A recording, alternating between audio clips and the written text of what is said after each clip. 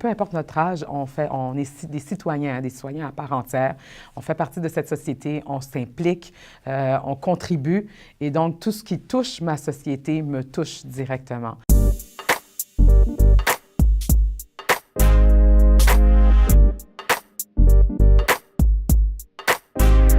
Aujourd'hui, on reçoit Julie Séhid, candidate de la CAQ dans Bourassa Sauvé.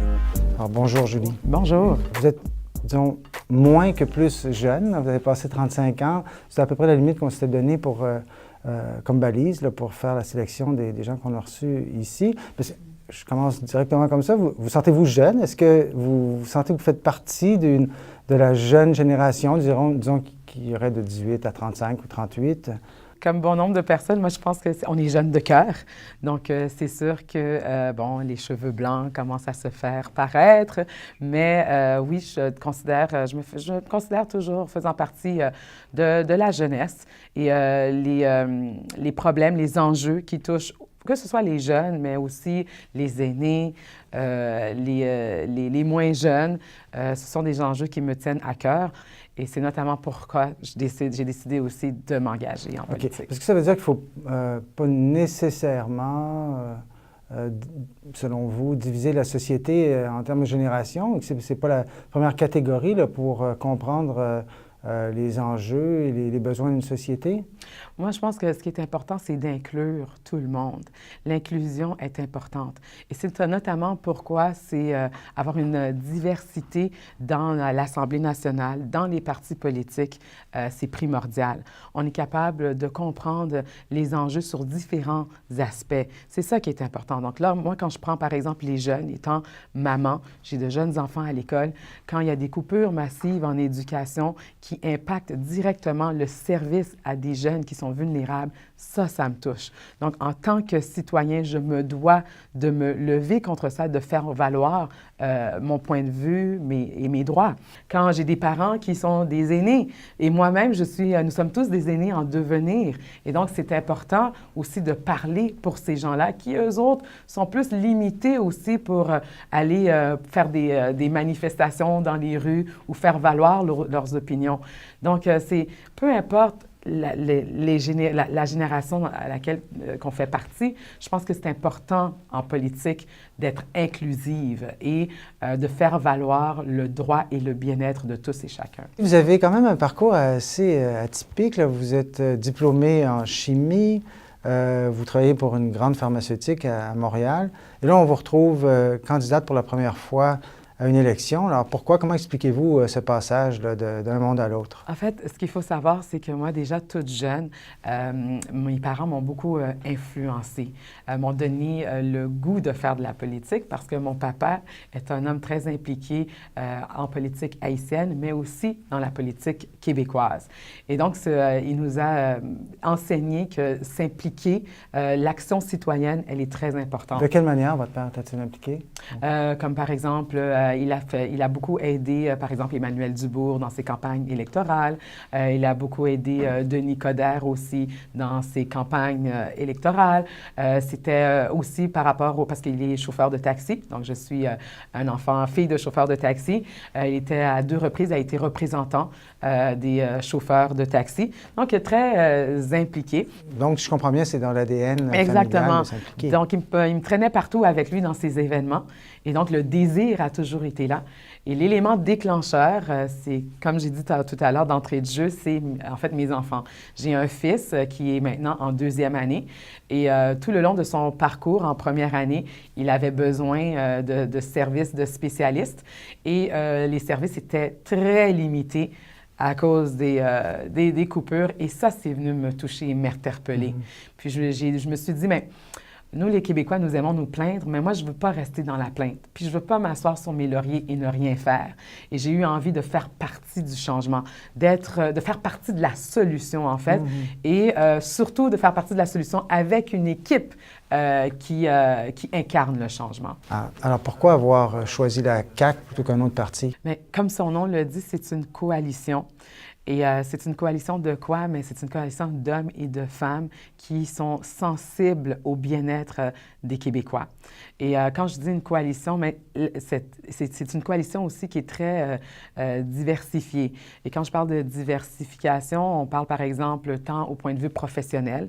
On a des gens qui viennent de tout horizon professionnel. On a des gens aussi qui sont plus expérimentés en politique, d'autres qui sont moins expérimentés en politique. On a aussi des candidats issus de la diversité culturelle. Donc, c'est vraiment, en fait, en misant sur cette diversité, on permet d'avoir une vision complémentaire de la politique. Et d'ailleurs, moi, je suis fière de dire qu'à la Coalition Avenir Québec, on a atteint la parité, et même un peu plus.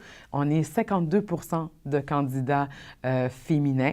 Et c'est important parce que c'est important qu'il y ait des talents nouvelles et des talents aussi qui gravissent les marches du pouvoir où les décisions se prennent. Il est important qu'on ait une assemblée qui est représentative de notre société. Et c'est ce que j'ai aimé à la Coalition Avenir Québec. C'est un parti qui fait place aux femmes, qui fait place aux minorités culturelles, qui fait place à l'inclusion.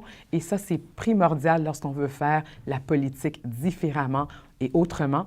Et c'est aussi un parti qui accorde beaucoup d'importance à l'éducation. On sait que le savoir, c'est une forme de pouvoir. Et donc, il faut être capable d'outiller la jeunesse pour affronter notre société de demain. C'est aussi un parti qui accorde beaucoup d'importance à l'immigration, dont l'intégration réussie des immigrants. Dans le cadre de cette campagne, l'immigration était un sujet assez controversé. Alors, comment avez-vous vécu ces controverses là, concrètement sur le terrain dans Bourassa-Sauvé? Les gens étaient plus portés à poser plus de questions et moi, ça me faisait un grand plaisir de les répondre, d'éclaircir certaines préoccupations. Et donc, nous, ce qu'on dit, c'est qu'en fait, il y a beaucoup d'immigrants qui viennent ici. Basés grâce à leur expertise, ils ont été sélectionnés, grâce à leur diplôme aussi, mais lorsqu'ils arrivent en sol québécois, ils ne peuvent pas travailler dans leur champ d'expertise parce que leur diplôme n'est pas reconnu. Alors, qui serait contre une amélioration de notre système de l'immigration lorsqu'il s'agit de pouvoir intégrer ces gens-là? Parce qu'on sait que lorsqu'on arrive ici avec rien, parce qu'on a tout laissé derrière soi, mais c'est important d'avoir une certaine force économique. Donc, trouver un emploi, c'est prioritaire. Parler la langue commune aussi, c'est primordial parce que sinon, c'est un obstacle à se trouver un emploi.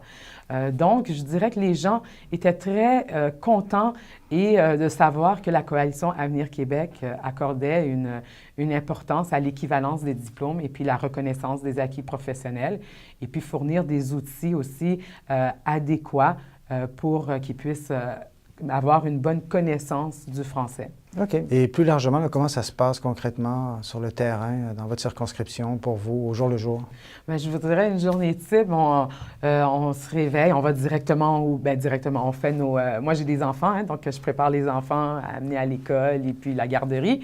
Et puis après ça, on se dirige directement au local électoral, où est-ce qu'on va rencontrer nos bénévoles. On leur dit exactement en quoi consiste la journée, qui est très simple. En fait, c'est appeler nos sympathisants, appeler les indécis, même quitte à les rencontrer sur le terrain. Des fois, au téléphone, il y a des citoyens qui nous disent « Bien, on aimerait ça, nous, rencontrer la candidate en personne. Si elle peut venir à la maison parce qu'on ne peut pas se déplacer, nous, on se fait un plaisir. » Puis souvent, bien, c'est ça, on nous pose des questions soit en matière d'immigration, soit en éducation, soit sur les aînés, soit en environnement aussi. Donc, on se met visible, présent pour les citoyens afin que s'ils sont indécis, bien, si on peut faire pencher la balance d'un bord. Okay. Mais... Donc, vous faites beaucoup de porte-à-porte, vous travaillez à l'ancienne, mais quand même, est-ce qu'il y a d'autres moyens pour vous de rejoindre la plus jeune génération? Là? Même on pense au numérique, aux nouvelles plateformes. Ce sont des moyens que vous utilisez? Bien, tout à fait. Facebook, On a une page Facebook, la coalition, à mon nom, Julie Seyid, la Coalition Avenir Québec. Et puis, on reste à leur disposition pour répondre à leurs questions qui arrivent soit par Messenger. Et puis, tout ce que je fais sur le terrain, c'est mis sur Facebook. Donc, on prend beaucoup de photos de toutes les activités, les organismes qu'on a rencontrés. Et puis, afin que les gens puissent voir que nous sommes présents sur le terrain. On ne prend rien pour acquis. On va à la rencontre des gens et puis on travaille. On ne se fie pas sur les sondages parce que le vrai sondage, ça va avoir vraiment lieu le 1er octobre. Et on fait confiance aux citoyens parce que je suis sur le terrain puis les gens veulent du changement. Okay. Les gens sont fatigués des coupures et puis qu'on leur fasse miroiter des choses qui finalement n'arrivent jamais. Selon les sondages qu'on a réalisés au Devoir, un jeune sur 3 appuie la CAQ. Par ailleurs, ça veut dire que 2 sur 3 ne l'appuient pas. C'est peut-être lié à vos positions sur l'environnement. Est-ce que vous sentez des tensions de ce côté concrètement sur le terrain? C'est vrai que l'enjeu de l'environnement revient souvent. Alors, moi, je suis là pour faire connaître la plateforme du parti en matière d'environnement, leur faire comprendre que oui, l'environnement nous tient à cœur et on a mis sur pied notre plan de décongestion par rapport au transport. Donc, on veut faire des chauffeurs de taxi des partenaires. On a un projet de tramway qui va relier le cégep Marie-Victorin avec le centre-ville en passant par le métro Radisson. Le problème aussi de la Chine qui a fermé ses portes à nos matières recyclées parce qu'ils ne sont pas... la qualité a été, disons, questionnée. Donc, on leur fait connaître tout ça parce que c'est vrai que c'est eux autres qui vont vivre les conséquences de l'industrialisation. Alors, on est là vraiment pour leur dire qu'on est à leur écoute, puis surtout que nous, en tant qu'élus, par exemple, si les Québécois décident de me faire confiance et de m'élire au 1er octobre, c'est de travailler vraiment en collaboration avec les citoyens. Donc, vous vous présentez dans Bourassa-Sauvé. Quels sont les enjeux particuliers liés aux jeunes dans cette circonscription? On pourrait penser, par exemple, au chômage des jeunes Québécois d'origine haïtienne, qui est plus important. Est-ce que c'est le genre de problème qu'on soulève pendant votre campagne sur le terrain? Bien, vous voyez, les jeunes viennent souvent avec le fait qu'ils veulent partir en entreprise. Et puis, ils rencontrent beaucoup d'obstacles. Je pense, par exemple, à le salon de coiffure Chamaz, qui sont 5-6 jeunes qui se sont mis ensemble pour ouvrir ce salon de coiffure-là. Ils nous disent à chaque fois à quel point la bureaucratie est lourde et le soutien financier n'est pas là, manque de mentorat aussi. Donc, ça tombe bien parce que nous, à la CAQ, M. Legault croit beaucoup en l'entrepreneuriat. Et donc, nous, notre programme, on veut soutenir les entrepreneurs. Il y a aussi une lutte au décrochage scolaire à faire. Donc, on parle, nous, de redynamiser Montréal-Nord. Et oui, ça passe par les entrepreneurs, mais ça passe aussi à lutter la lutte à la pauvreté, la lutte au décrochage scolaire, qui est un problème criant partout au Québec, mais notamment à Montréal-Nord. Quel ministère vous attirerait le plus pour vraiment faire une différence dans la société québécoise? Moi, honnêtement, si je suis élue, je vais laisser le choix à mon chef de me placer là où il pense que je vais être capable de faire la différence parce que peu importe le ministère où il va me mettre, je suis une femme engagée, je suis une femme déterminée avec beaucoup de persévérance et mon engagement sera toujours à 200 %. Alors, je vais laisser à mon chef le souci de me placer là où je parlais abstraitement. C'est une baguette magique qui existait. Quand vous placez un poste de contrôle dans la société, où aimeriez-vous être pour faire une différence socialement? Il y a tellement de choses qui me tiennent à cœur. L'éducation me tient beaucoup à cœur, étant donné que mes parents m'ont beaucoup éduquée avec... cette idée que l'éducation est primordiale, avoir un diplôme, c'est un outil nécessaire pour avancer dans la vie. Et étant jeune maman et voyant à quel point l'éducation a été laissée de côté à cause des coupures, puis on se rappellera aussi les chaînes humaines qui ont été faites autour des écoles pour contrer les assauts des coupures budgétaires. Alors l'éducation, c'est quelque chose qui me touche énormément, puis je crois que si on veut, la jeunesse, c'est les citoyens de demain. Et on sait qu'avec... par exemple, l'intelligence artificielle, il y a bon nombre de robots qui vont remplacer des emplois. Alors, si ces jeunes-là, on ne les outille pas adéquatement, ils vont se retrouver avec quoi? Comment ils vont faire pour nourrir leur famille? Donc ça me tient beaucoup à cœur. Étant fille d'immigrants aussi, une intégration réussie des immigrants pour qu'ils puissent contribuer à la hauteur de leurs compétences. Ça aussi, ça me touche énormément. Étant femme aussi, tout ce qui touche la violence faite aux femmes, ça aussi, ça m'interpelle beaucoup. Donc, vous voyez, il y a plusieurs enjeux qui me touchent énormément. Et puis, là où est-ce qu'on va me placer, bien, c'est sûr et certain que je vais pouvoir m'engager à 100 pour pouvoir faire la différence. OK. Bon, bien, Mme Seydi, merci beaucoup d'être venue ici aujourd'hui. Bonne chance lundi. Là, je vous le souhaite, comme à tous les candidats. Et on verra bien ce qui va se passer mardi après les élections.